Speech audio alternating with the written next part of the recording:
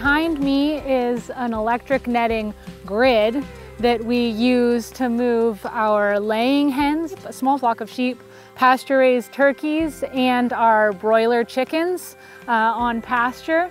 Each animal has its own paddock, and we move them across the field over the course of the season. We've already made one pass across the field on the far side, and then we turn around and we're coming back that way. And with this size of field, that takes us through the whole season. We have it so that we've got all of our poultry is generally in one row. Here the turkeys have a slightly heavier impact, so they've kind of jumped one step ahead. And we use our small flock of sheep to graze a little bit ahead of the birds. They get kind of like the highest quality forage that's really good for the sheep to grow. And then the poultry come and clean everything up. And then we follow behind with a sprinkler, keeping that impact light with the fertilizer of their manure and irrigating right behind them. The pasture grows back really beautifully behind them.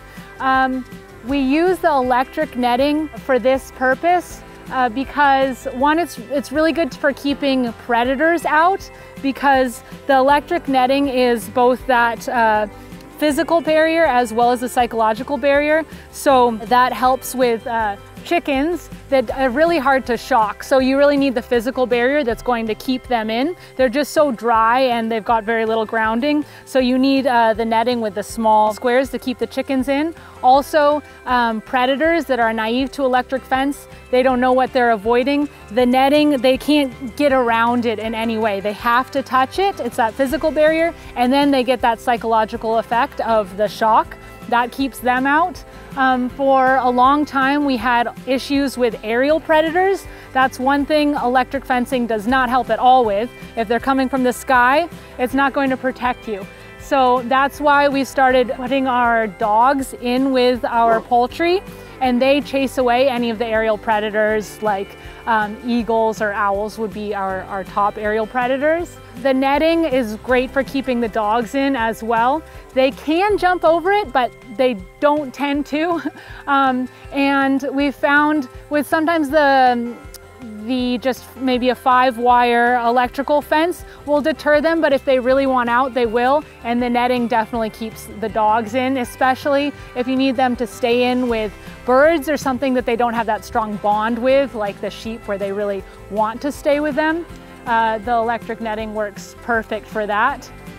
In this case, we've got fairly long nets with far spacing between, and that's fine for this situation because we've got nice flat open pastures, so we don't have to worry too much about it sagging or covering dips in the ground. So in general, in this setting, we will have the netting set out where the chickens and the other animals are, and then one paddock ahead so that we're ready to move them in, and then we clean it up behind and set it out front. At certain times in the season, the forage has gotten too high ahead of us, so that when we're setting the netting down in the ground, it was really shorting out a lot in that wet morning dew on that tall forage. So then we just ran the cows in here really quick so that there was still plenty of forage left for the poultry to eat, but they just mowed it down just enough so that we could set out the netting without too much grounding on those bottom wires. Along with having electric fencing infrastructure that's easy to move, it's also important to think about your other infrastructure, such as the housing, shade structures, feeders, mineral or oyster shell dispensers, and the water. So we, over the years, have really improved our mobile system so that everything is pretty easy to move, and we're still working on making it easier. So for our laying hens, we have one house that's got their roosts in it and the nest boxes mounted on the outside, and their water bowl drinkers attached to that, and their oyster shell hanging from the house. Currently, we do have to move their feeders separately and along with another shade structure. So we're working on maybe coming up with another system where the feeders are attached to that shade structure, so we'd have one less thing to move. The goal really is to make moving as easy as possible so that you do it frequently enough. If it takes too long to move your animals, you put it off and you overgraze. With our sheep, we have a trailer that they go in for shade. That's also a little spot where the dogs like to hang out, and we can feed our dogs in the little section in the back of the trailer. And we have their tubs of mineral. We feed them a loose mineral so it can't get wet, so it's nicely protected in the trailer. And then also when we move the sheep to a totally different section of the farm, we just herd them into the trailer, close the door, they're comfortable with it, it's easy to load them, and we can move them to another pasture.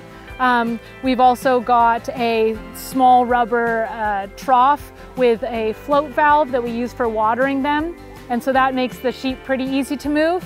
Our broilers and turkeys we raise in the same system. So we have these, we call them pasture pavilions.